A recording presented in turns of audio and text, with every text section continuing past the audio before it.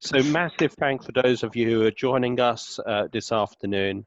Massive thanks, Richard, for taking time out. And look, I didn't expect that we were going to be speaking so soon after the commercial summit. So for me personally, it feels such a long time ago now, yet it was just under 2 weeks ago. Richard, for those who don't know you, I say you play in 2015 Rugby World Cup for Canada. There's a lot more to your rugby history than just that. You played for Leicester Tigers, I think London Irish. You've also coached as well. So do you want to just explain a little bit about your background?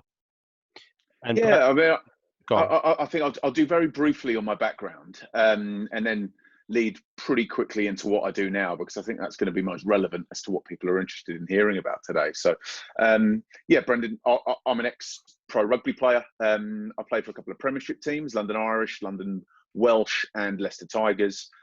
Played in the 2015 Rugby World Cup, albeit for Canada, as most of my friends remind me, but still fantastic experience. And I left rugby in 2016 to move into property investment, which I did for 2 years before pivoting into executive coaching, which is what I do now. So the reason that I was keen to jump on with you, Brendan, here today is obviously since we last saw each other at the Commercial Property Summit, there's been some very big changes to the environment, to the economy, and to the way that we're now having to manage and live our lives. That ties pretty closely into to what I do as an executive coach. And it's my understanding that we're going to discuss a few points around that today, how anyone watching this might be able to best manage themselves, sustain themselves from a performance perspective, from a well-being perspective, and to make sure that they're supporting those around them, because this is, as we know, a very testing, challenging time. Hi there, Alfie. Looks like we've got Alfie's Bradley. So I think. Sorry, Bradley. I think Bradley must be using Alfie's laptop or Zoom account. So. Yeah. I just introduce you, Richard, to Bradley, in case anyone else is interested. Bradley, you're working. I don't know if you can hear us. You're working with Alfie Best at the moment, and Alfie spoke at the Progressive Super Conference, I think last year. Is that right? Yeah. Okay. Look, Richard. So people are going to be thinking about structure, how to create structure in uncertain times, because for lots of people it may mean working from home, it may mean taking some time off from work, it may mean reinventing yourself or looking at your business. And how can people put structure into what they're doing right now? Because this is sort of like almost, I don't want to degrade it, but it's almost like a rugby match, and you're not doing too well, and you really have to find the next level or next levels, in fact, because people do realize this coronavirus is a bigger impact than what many of us expected. I hold my hands up, I was not expecting this impact whatsoever in UK. Watched it in China, and maybe I was a bit deluded. I didn't really seeing the impact. But there's certain impact. I'm here in my co-working space. I've got the private suite this afternoon. I might as well have all of the co-working space, because literally it's less people than it was a couple of days ago. Certainly last week was a normality week in London, but it's not. So I don't want to focus too much about how it's changed, but how can we change? Yeah. Yeah, I mean, very good lead in. Look, just to kick things off, I'm not a doctor. I'm not an expert on COVID-19 or the coronavirus. Just to put this out up front, do check the NHS website for all the tips, things that we need to be.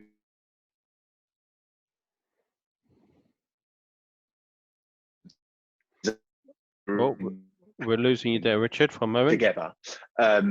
And let's make sure that we're Oh gosh, this is one of the other challenges that no doubt I'll mention later on, is that a lot of our calls and our meetings will now be taking place over things like Zoom and tech-based things. So this is invariably going to happen, but I hope you can hear me now. Yeah, I can hear you again. The point I was trying to make was, as it pertains specifically to COVID-19 and coronavirus, do take proper advice, consult with the NHS website, make sure that you're doing things such as washing your hands regularly and so on. In terms of what the value I think I may be able to give, now, the current circumstances has created an environment that is going to leave us predisposed to being highly stressed.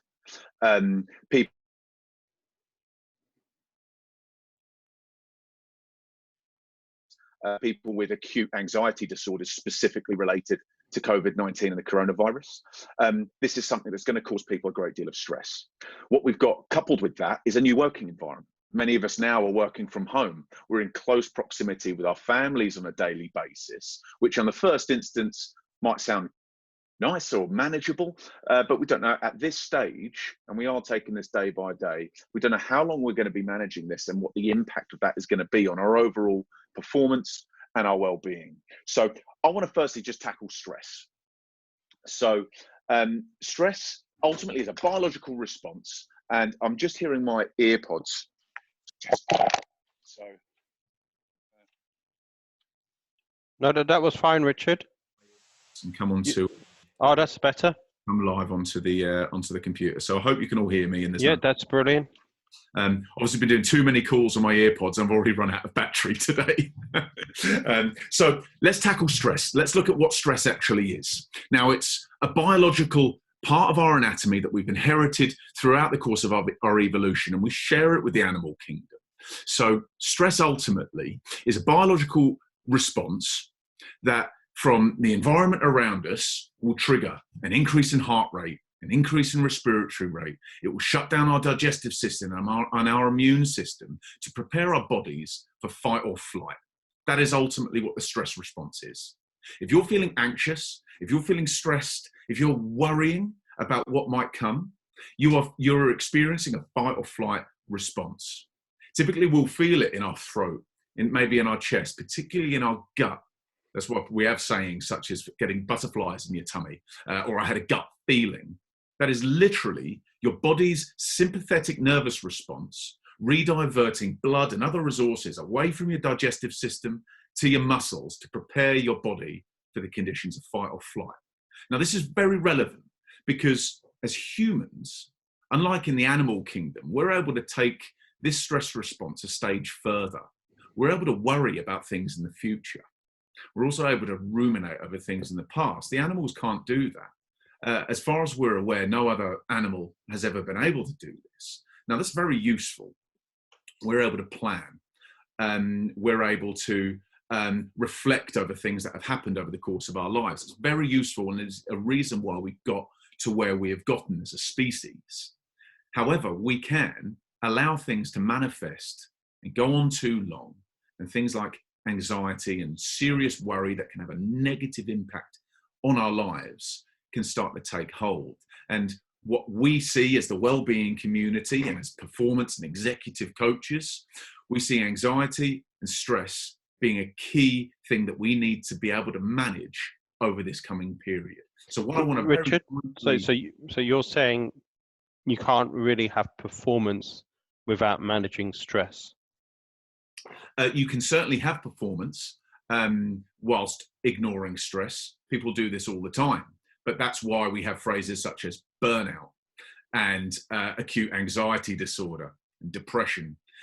Typically, causes of depressive or mental health disorders typically come because we've ignored our stress response, or we haven't reacted and adapted adequately to be able to deal with it.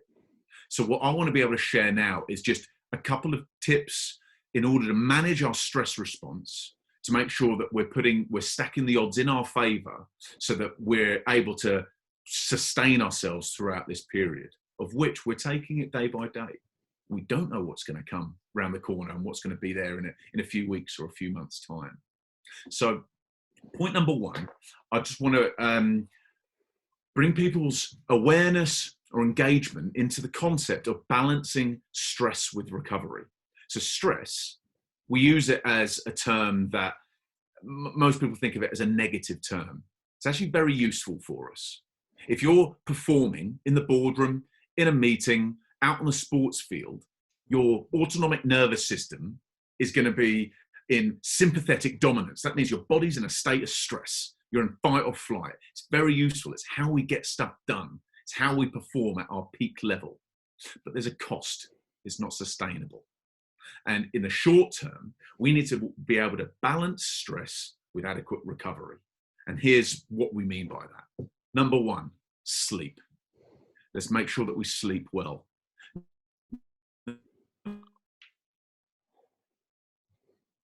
Sleep well anyway. More than half of us report to not getting enough sleep and not enough quality when we are actually asleep. Things are only going to get worse with the current circumstances. So in terms of managing sleep, let's make sure that we prepare ourselves well for bedtime. Ensure that we've got a good sleep environment. We've got blackout blinds. They like to call it sleep hygiene, don't they, Richard? Precisely that. Precisely that. If you haven't come across that term before, go and Google it and start to look at exactly what sleep hygiene really is. We want to make sure that we're stacking the odds in our favor to be able to sleep well. Now, what sleep hygiene doesn't necessarily tackle is that what we do during our day will impact the quality of our sleep. Now, if we are not getting enough physical exercise,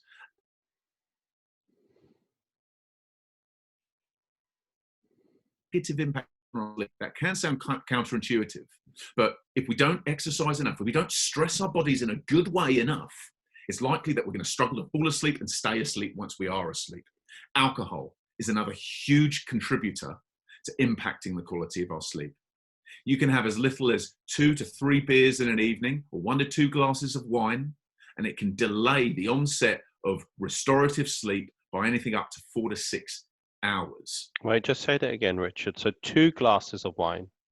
2 glasses? So up to 2 glasses of wine, as many as 2 to 3 beers can, and it is subjective. Everyone is different. But the majority of people, and when we do heart rate variability measurements, this is something we're doing a lot of at the moment, actually, is measuring people's stress response by wearing a chest-based device, where we can see the specific behaviors during the course of your day that will impact your stress and recovery balance. The one that sticks out the most above all else is alcohol in the evenings. So to round this off, because I am conscious of the time that we have together, if you consume alcohol in the evenings, it's going to seriously hinder your body's ability to recover and thereby deal with stress effectively. It's not necessarily what we want to hear at the moment. It would be very tempting for people to actually increase their use of alcohol during this period, be it to relieve boredom, be it to get through the evenings for family members, perhaps. But just let's be conscious of the fact that it will negatively impact our stress and recovery balance, and potentially expose us to having a stress-related issue further down the line. Richard, when you played at the highest level, did things like sleep hygiene come into the equation? Yeah, absolutely. Sleep is the gold standard for balancing stress with recovery. It's the ultimate recovery tool that we have. Sleeping well will make you live longer. It will make you look younger. It will give you more energy. It balances everything else out through the course of our day. If nothing else that you take from this call is to go and become an expert in your own sleep. What works for you? We've already addressed alcohol. Intense activities, in particular intense exercise, late in the evening can have a similar effect on our sleep as alcohol does. It can delay us being able to nod off and capture those important restorative sleep hours. Because consider this, if you go to sleep for 7.5 hours, if we were to map that out onto a graph, we're asleep for 7.5 hours. If you've had alcohol in the hours leading up to falling asleep, or you've exercised intensively, up until you fall asleep, there can be a delay before, and it can be up to 4, even 6 hours before restorative sleep actually kicks in, and we're actually getting the recovery benefits. So although we've slept for 7.5, maybe even 8 hours, depending on what we've done in the evening, can mean the actual time. We're asleep the whole time, don't forget. We are actually asleep, but we're not actually getting the restorative impacts of sleep until 3, 4, 5 o'clock in the morning. When we consider the deep REM, the rapid eye movement sleep, that deeply restorative sleep, doesn't usually kick in until a couple of hours that we've already been in restorative sleep. You can see how we already miss out on the amount of sleep that's actually required, the amount of sleep that we actually need. And in times where stress is even higher, we need to be even more conscious of this. So, Richard, I know we've got limited time today. When this is a question from Bradley, when is the best time to exercise? So, because you say in the evening is not ideal if it's intensive. So, some people talk about morning time as well. There's a belief about that. In fact, if you go another level, some people believe that you should not have anything to eat before you exercise in the morning. There's a belief school of that. I'm not sure what that's called. I've forgotten, to be fair, but there's lots of different schools. So what's your thoughts on that? Okay, so if I could share 2 things today, and I had a list with about 10 things on it to actually discuss, but I'm conscious we're not going to be able to get through it all. The 2 things I'd discuss are sleep and exercise over this period. Given the way that we now from home, if we're not already, there's a chance that we will do at some stage. There's a chance that we're not going to be getting anywhere near enough the amount of exercise that's actually required. So some advice that we're seeing from the NHS and other advisory boards are to still get outside and have a walk, get outside and get some sunlight. So there is a link between exercise and the quality of our sleep. And let me address one of them first up.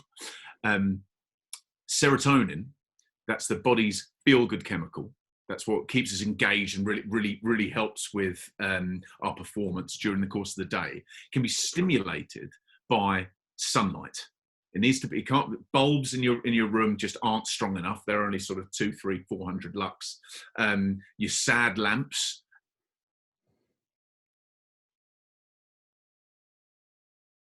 Lux. The sun's hundreds of thousands of lux. Those light photons, as they enter the back of your eye, stimulate serotonin. The receptors in the back of your retina will stimulate serotonin. Now, there's a balance between serotonin and melatonin. Melatonin being the what will induce the feeling of being sleepy. If we haven't had enough stimulation during the course of the day, it can be very hard to start developing and creating melatonin when it comes to the evening. So that's why the government, and Richard, I promise you 10 minutes. So look, this is bonus time. So that's partly why the government has to encourage people to get out in a way, because according to your thoughts, if you're not getting the serotonin, then you will find it difficult to attract the melatonin. Well, look, we struggle being in the Northern Hemisphere anyway. That's why we have a term called seasonal affective disorder, which is when during the winter months, when we don't get enough daylight, we have a reduction in the amount of serotonin in our bodies, and that can leave us predisposed to mental health conditions, typically linked to depression, but also anxiety as well. So we're already well equipped to deal with this, being the geography and on the globe of where we live, right? Where we're seeing the advice that the government are giving of getting outside, basically in a long-winded way of me trying to answer the original question, what sort of exercise should we be doing? Get outside and do it. We're already being advised to go out and have a walk. Why not get outside and have a run? If you've never run before, why not go out and just try and run a mile? Because the day after, you might be able to go slightly further. Day after that, you might decide to have a recovery day. But over time, the theory of marginal gains kicks in. And here's the real beauty of beginning now an exercise regime, whether you've ever done it before or not. When you start exercising regularly, even semi-regularly, and consider this, the more unfit you are, the quicker you're going to be able to improve your fitness. Highly tuned conditioned athletes find it very hard to get fitter because of the amount that they need to do. If you're in very poor shape, i.e. you haven't exercised regularly for a long time and your diet's not good, and you would consider yourself to not be fit, you are going to be able to improve your fitness a lot quicker than someone who's already running, say, a half marathon 2 or 3 times a year. So the odds are actually stacked in your favour. But consider this one. Once you start, the theory of marginal gains kicks in. Again, I would encourage you to go and Google the theory of marginal gains if you're not familiar with it. It's more likely, if you're able to force yourself, bear in mind, the first time you start a new exercise regime, it's horrible. Trust me, when I used to come back to pre-season, day one of pre-season, the first bit of conditioning we would do, it's awful because you haven't done it for a while. But once you push through, and it doesn't take very long, as little as a week, maybe 2 weeks, now all of a sudden, you start to eat better. You certainly start to sleep better. You've had your photon shower from the sunlight, and you stimulated your serotonin, which is going to stimulate the production of melatonin. You're also more likely to encourage those around you. You might suddenly start having new relationships with your kids. You may be doing things more physical with them on the weekends. And this is the theory of marginal gains. All of a sudden, all your other little behaviours improve by just 1%. And across the board, if things improve by 1%, you get a compounded rate of return, a huge rate of return over this period. And this is why I think exercise is such an important thing for us to consider focusing on during this COVID-19 crisis, this coronavirus crisis, is that you could come out the back of it a completely different person, in completely different shape. The usual excuse that I hear as an executive coach when I'm trying to encourage people to get more physical activity into their days is time. I don't have the time. I'm a partner at PwC. I'm a director at Barclays, whatever it is. I don't have time to get to the gym and to exercise. Well, sorry, you probably do now. So taking that excuse away, what's left? What's stopping you from going out and creating something during this period? Creating yourself a new body, but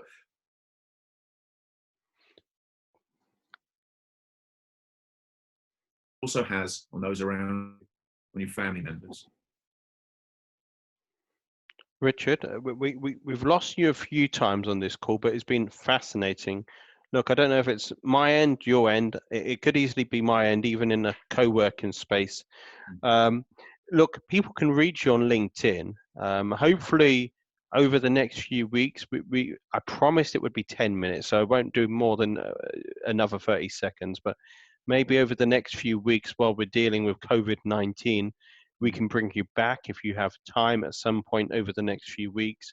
People can reach you on LinkedIn as well. Cognicity is the company you work for. Do you want to explain how people can reach you and so forth, so people listening to this call after? Yeah.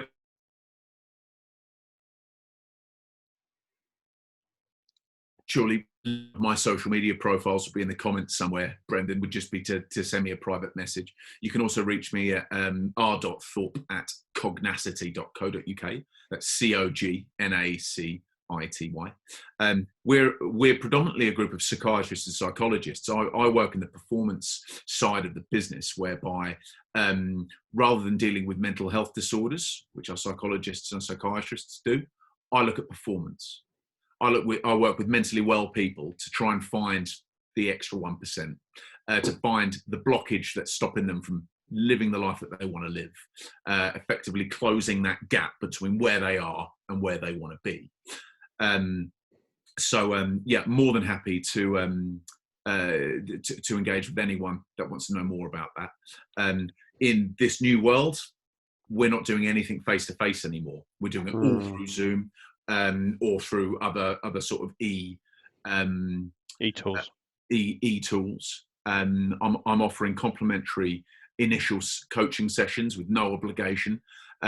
Just from a research perspective, we're very interested in compiling as much data as we can about the impact of what's going on. So I'm more than happy to work with people for an introductory coaching session in order to explore that from our perspective, but also for you to explore how best to manage how to manage this our current environment. Richard, just remind the listeners. So the company is Cognicity, and Cognacity. Sorry, I'm no good with names. At the minute, Cognacity. So people can reach you online. Just remind listeners your email address. You mentioned it once. Yes. So it's r.thorpe. Obviously, my name is being Richard Thorpe. r.thorpe at cognacity.co.uk. Richard, I just want to say a massive thanks. Bradley, also massive thanks for taking part as well. Thanks for those questions. And at some point, hopefully we can catch up again on Zoom. Bradley, I will give you a personal call as well. So maybe we can catch up as well. So massive thanks. So we're just going to end the recording here.